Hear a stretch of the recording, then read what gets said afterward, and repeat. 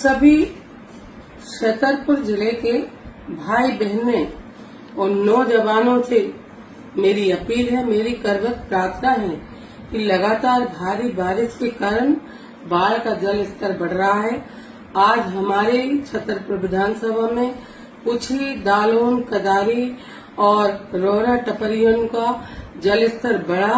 और हमारे जिला प्रशासन ने और आपके सेवक ने आप लोगों के बीच में जाकर रेस्क्यू किया और सभी लोगों को बाढ़ से और पानी के भराव से सुरक्षित निकाला है। ऐसी आपदा की घड़ी में हमारे संवेदनशील मुख्यमंत्री डॉक्टर मोहन यादव जी की सरकार आपके साथ है। आपका हमारा छतरपुर का जिला प्रशासन आपके साथ है और आपका छतरपुर का सेवक आपके साथ है। आपको कोई भी दिक्कत हो आधी रात को फोन करें और मेरा निवेदन है कि पानी से बच्चों को दूर रखें और खुद दूर